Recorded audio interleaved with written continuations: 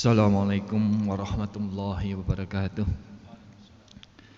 Alhamdulillahirabbil alamin. Alhamdulillahilladzi arsala rasulahu bil huda wa dinil haq liyudhhirahu 'ala dini kullihi wa kafaa billahi syahida. Asyhadu an la ilaha illallah wahdahu la syarikalah wa asyhadu anna Muhammadan 'abduhu wa rasuluh. Allahumma shalli sallim wa barik ala sayyidina Muhammadin wa ala alihi wa sahbihi ajmain, amma ba'du. Jamaah Masjid Anul Yakin Universitas Lamalang rahimakumullah.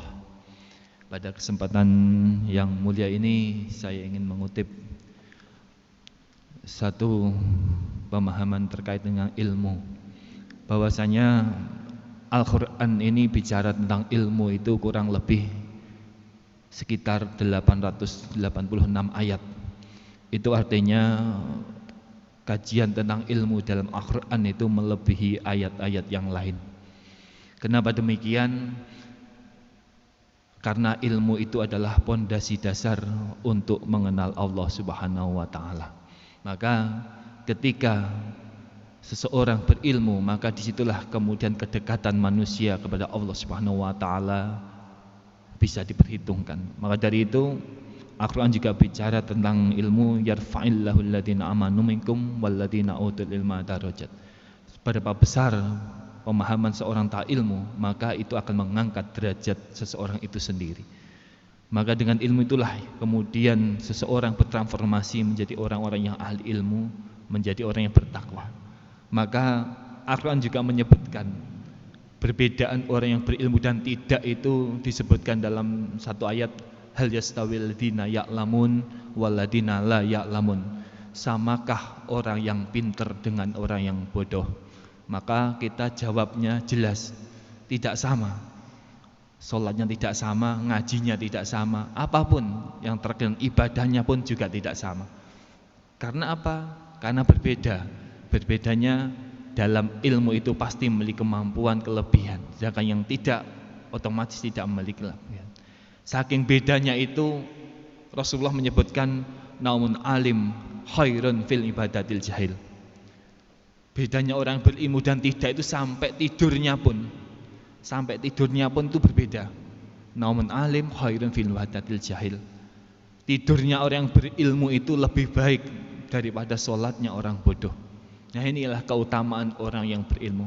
Maka kita mayoritasnya menjadi seorang pendidik, memiliki kewajiban untuk mentransformasi ilmu kepada anak didik kita.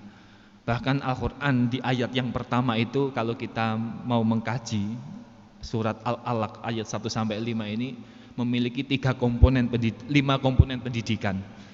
Dimulai dari Iqra, itu memiliki komponen proses di mana manusia wajib untuk membaca. Itu adalah suatu proses pendidikan atau proses di mana seseorang mengawali untuk menempuh pendidikan. Maka itu adalah komponen proses. Kemudian dilanjutkan dengan bismi rabbik. Setelah komponen proses, maka kemudian dilanjutkan dengan komponen ideologi atau humanis teosentris. Segala sesuatu itu disandarkan kepada Allah Subhanahu wa taala.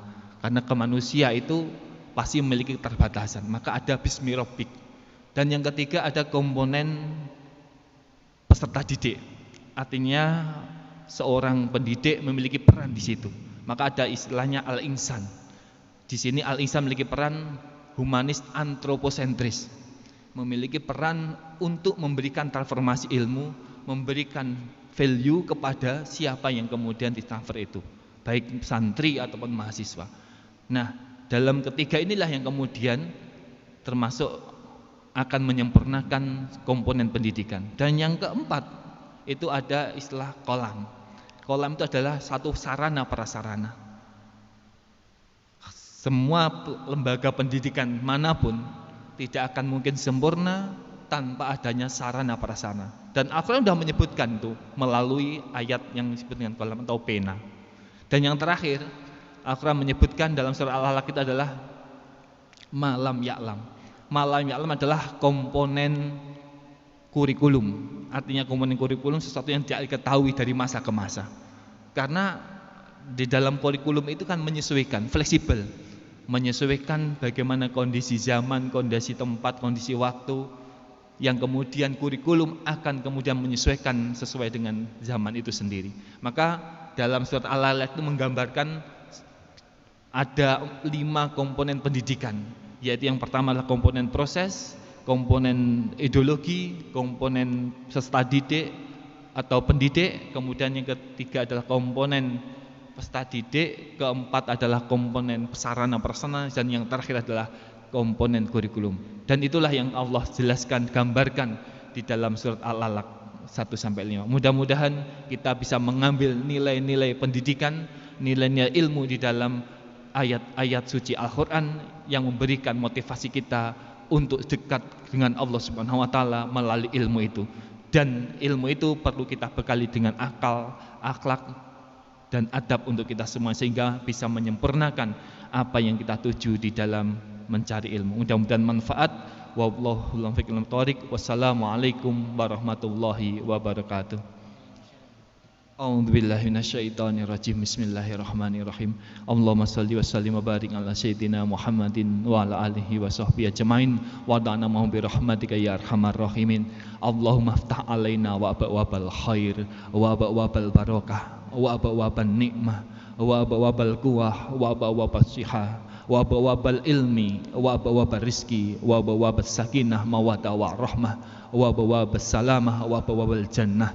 Allahumma afina min kulli bala'i dunya bi adzabil akhirah wasrif 'anna bi haqqil qur'anil azim wa nabiyyikal karim syarrad dunya syarrad akhirah min syarri masaibid dunya waddin. Rabbana atina fid dunya hasanah wa fil akhirati hasanah wa qina adzabannar. Sallallahu alaihi wasallam Muhammadin wa ala alihi washabbihi ajmain walhamdulillahi rabbil alamin.